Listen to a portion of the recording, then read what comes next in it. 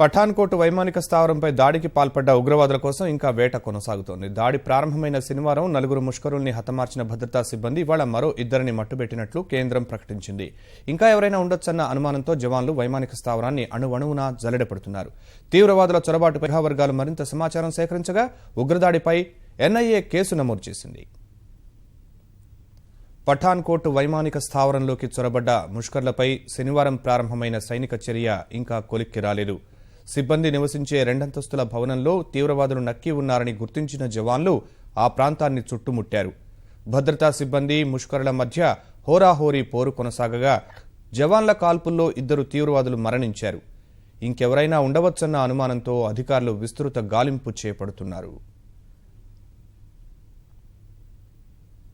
ఉగ్రదాడి ప్రారంభమై రోజులు గడుస్తున్నా ఇంకా అనేక అంశాలపై సందిగ్ధం కొనసాగుతోంది. వైమానిక స్థావరంలోకి ఎంతమంది వచ్చారు, ఇంకెంతమంది లోపల సజీవంగా ఉన్నారన్న అంశంపై ఇప్పటికీ స్పష్టత రాలేదు. మరణించిన ముష్కర్ల సంఖ్యపైన గందరగోళం నెలకొంది. ఆదివారం రాత్రి వరకు మొత్తం 5 ముష్కరుల్ని హతమార్చినట్లు వార్తలు రాగా ఆ సంఖ్య 4 ఈ ఉదయం భద్రతా విభాగాలు స్పష్టం చేశాయి.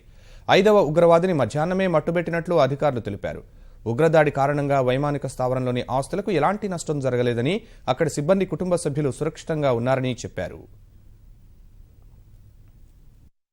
At the outset, I would like to inform all of you that the operations are still going on. We have been able to eliminate the 5th terrorist. The security forces comprising NSG along with the army employed in the operation.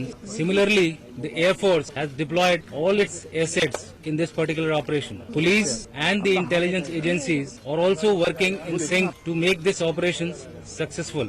The operations will continue to be conducted till we are able to fully render safe the base.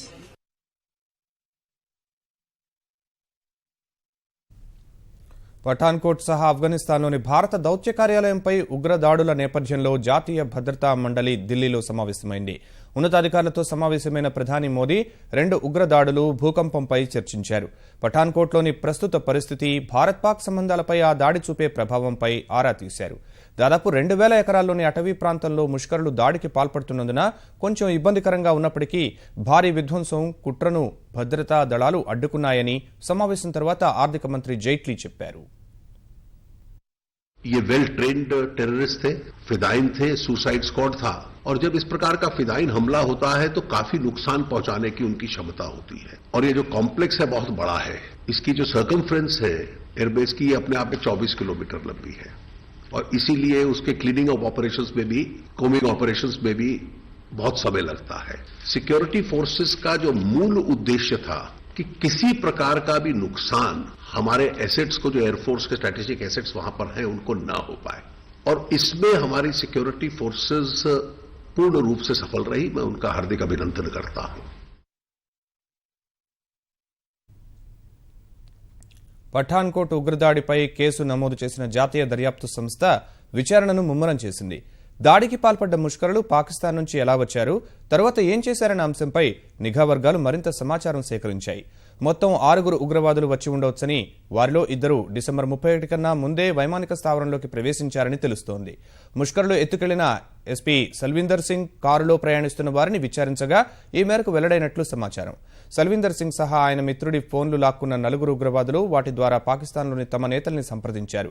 ఇప్పటికే 2 ముష్కరులు వైమానిక స్థావరంలోకి చేరుకున్నారని, మీరు ఇంకా ఎందుకు వెళ్లలేదని పాకిస్తాన్లోని ఉగ్రనేతలు వారితో అన్నట్లు తెలుస్తోంది. అంటే ఉగ్రదాడి జరగనుందని నిఘా వర్గాలు గుర్తించడానికి ముందే ముష్కరులు వైమానిక స్థావరంలోకి చొరబడ్డారని అధికారులు భావిస్తున్నారు.